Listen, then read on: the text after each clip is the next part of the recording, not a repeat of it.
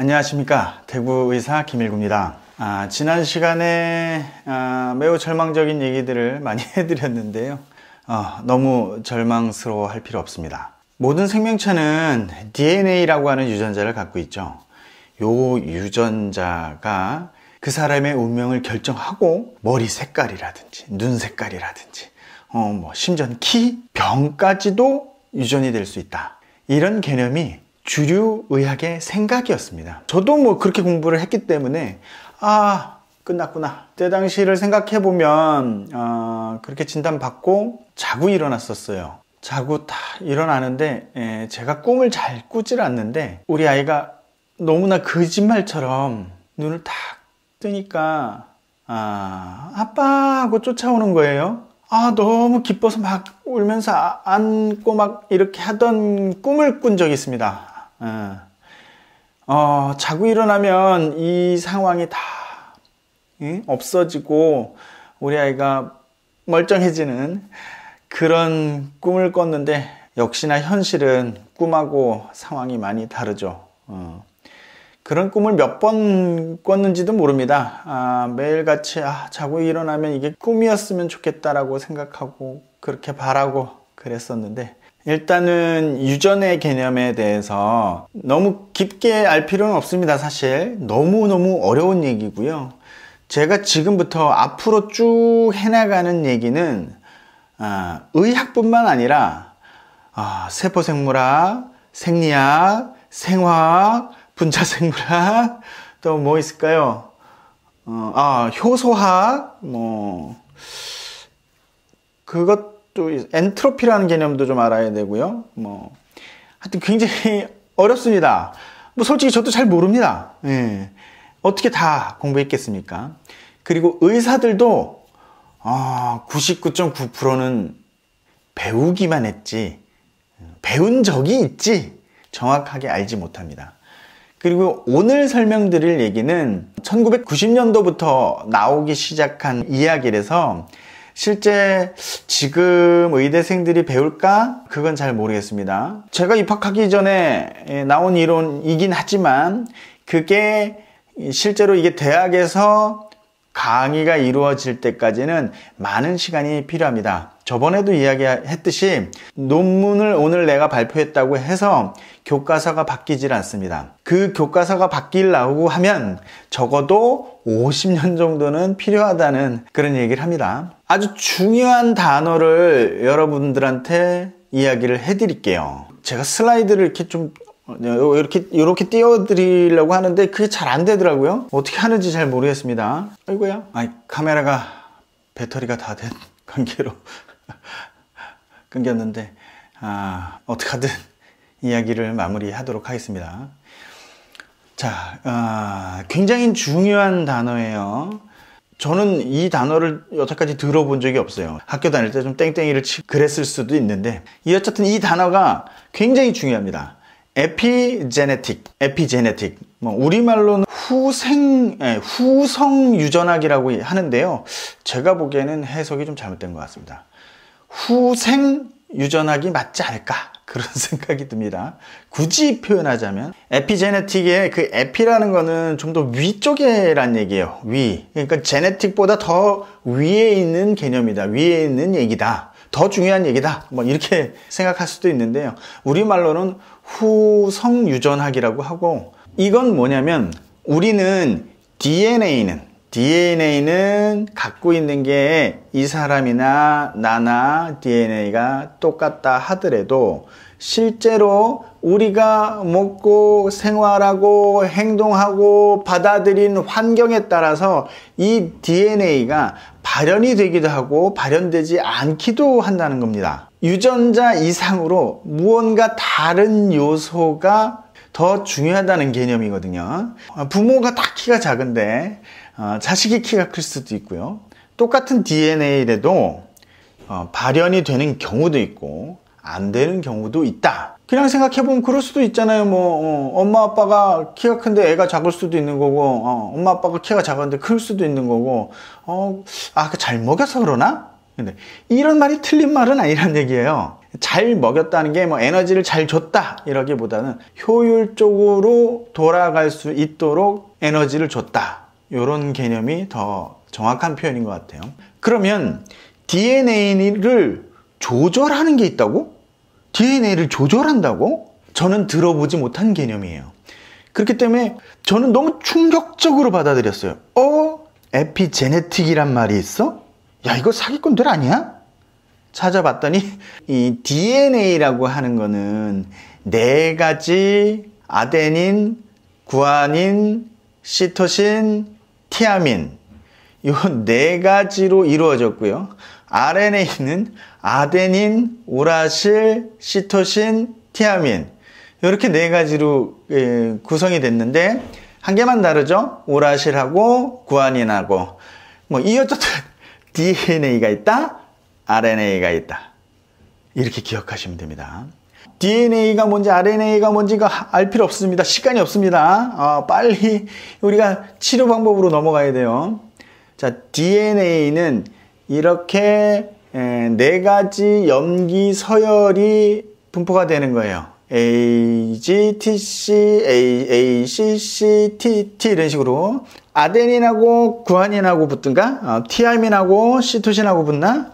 이렇게 둘이 짝을 져요. 그렇기 때문에 DNA가 2가닥이죠. 2가닥이란 건 뭐냐면 페어를 이루고 있어요. 서로 플러스가 있으면 마이너스가 있듯이 자석이 붙듯이 걔네들은 그 염기는 이렇게 다 규칙이 있어요. 그러니까 한쪽이 딱 규칙이 만들어지면 반대쪽은 자동적으로 만들어지겠죠. 그래서 DNA가 2줄이다. 이 DNA는 어떤 역할을 하냐면 도장 같은 역할을 합니다. 이 DNA에서 RNA를 똑같이 만들어내요. DNA에 있는 애를 꾹 찔러갖고 RNA를 만듭니다. 그러니까 DNA에 있는 정보 자체가 RNA가 되는 거고요. 이 RNA가 그대로 단백질을 만들어냅니다. 결국 단백질을 만들어내는 원천 소스는 DNA가 되겠죠. 우리 몸을 조절하는 모든 호르몬, 우리 몸을 구성하는 모든 것들은 다 DNA가 찍어내는 단백질에 의해서 우리 몸이 구성된다고 생각하시면 됩니다. 자, 이 상태에서 예를 들면 암을 유발하는 단백질이 DNA에 섞여 있다. 이 DNA가 암을 유발하는 단백질을 자꾸 찍어내게 되면 이 사람은 암에 걸리겠죠. 또 이 사람이 면역 기능을 올려주고 싸우게 하는 애를 자꾸 찍어내면 그런 단백질이 만들어진다면 우리 몸이 더 면역력도 좋아지고 건강해지겠죠. 그런데 DNA가 그거를 다 찍어내는 게 아닙니다. 모든 단백질, 내가 갖고 있는 정보를 다 찍어내지가 않죠. 얘네들은 실타래 같은 데 묶여 있는데 그게 히스톤이라고 하는 단백질이에요. 히스톤은 플러스를 갖고 있어요. DNA는 마이너스 기운을 갖고 있기 때문에 둘이 톡 붙습니다. 그럼 DNA가 돌돌돌돌 말리죠. 실타래처럼 돌돌돌돌돌 말려서 우리가 보는 그 나비 모양 이런 거 있죠. DNA 뭐 1번 DNA, 2번 DNA 이런 거 있지 않습니까? 그 모양으로 2개의 페어를 이뤄서 모양을 만들어지는 거죠. 이해되시죠? 자, DNA는 2가닥인데 히스톤이란 단백질에 돌돌돌돌 말려 있는데 그게 말리다 보면 크로모좀이라고 그러죠. 필요할 때마다 그때마다 필요한 게 있으면 히스톤의 아스텔레이션이라고 히스톤의 플러스기가 있다 그랬죠. 그거를 중화시켜 버립니다. 그러면 히스톤이 감겨 있는 게 둘둘둘 풀립니다. 이 상태에서 그 사이에 있는 DNA가 노출이 됨으로써 RNA가 만들어지고 단백질이 만들어지는 거죠. 이 유전자를 조절한다는 얘기예요. 자, 또 한 가지.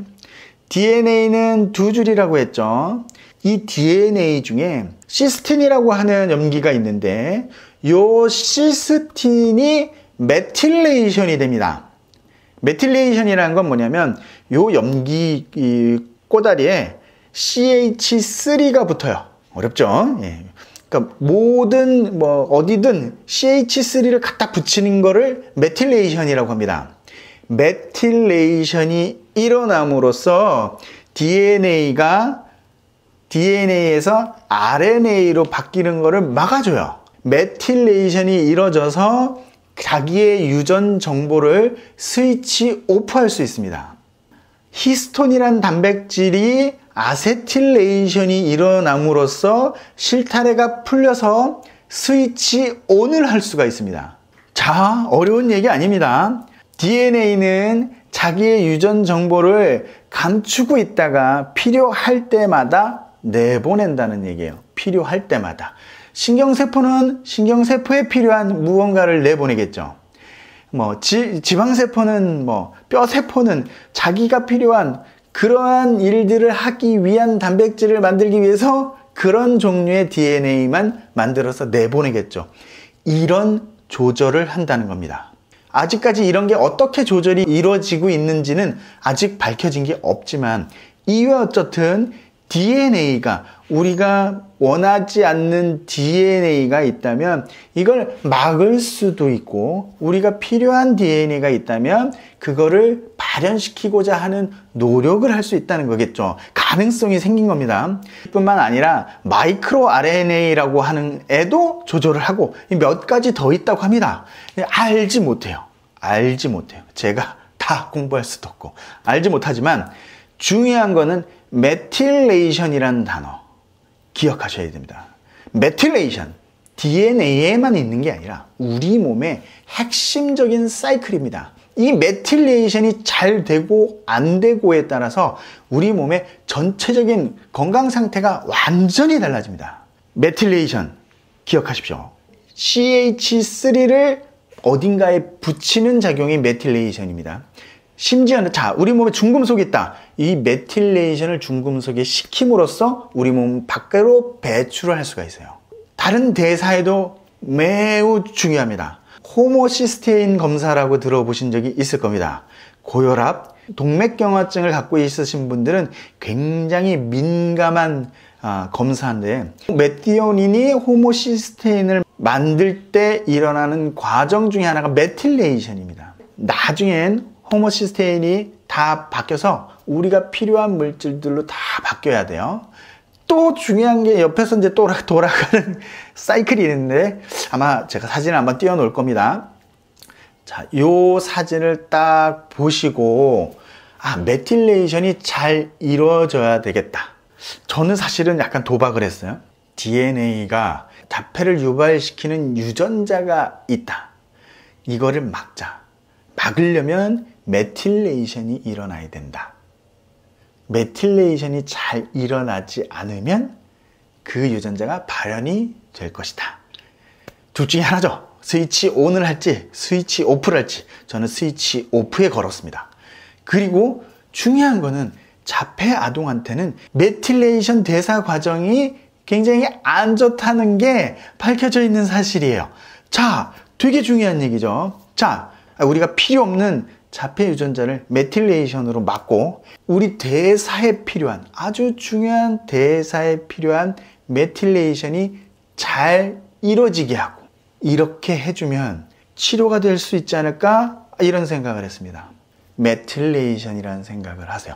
메틸레이션에 관여하는 우리 몸의 가장 중요한 조효소들은 어떤 것인가 그거를 한번 찾아보는 겁니다. 벌써 이제 진료를 시작해야 돼갖고 자, 오늘 기억해야 될 거는 에피제네틱 유전자가 다가 아니다. DNA가 다가 아니다. 자, 이거를 조절하는 메틸레이션이라는 사이클이 있다. DNA를 메틸레이션 시켜서 막는다. 우리 몸의 대사 과정 중에도 메틸레이션이 관여하는 게 굉장히 많다. 펩타이드를 분해해갖고 우리 몸에 필요한 물질을 만들어낼 때도 메틸레이션이 필요한 거고, 중금속이나 아니면 팝스라든지 우리 몸에 안 좋은 것을 정화시킬 때도 메틸레이션을 이용해갖고 제거를 합니다. 굉장히 중요한 거. 에피제네틱 메틸레이션. 이 메틸레이션을 좋게 하려면 어떻게 할 것인가? 그걸 고민해 봐야 되겠죠. 다음 시간에는 이 이야기와 연결돼서 미토콘드리알 디스펑션에 대해서 공부하도록 하겠습니다. 순서가 지금 왔다 갔다 하는데 어차피 지금 세포생물학, 분자생물학 이쪽으로 넘어가고 있으니까 요 개념으로 연결을 시켜서 미토콘드리알 디스펑션에 대해서 한번 같이 공부해 보도록 하겠습니다.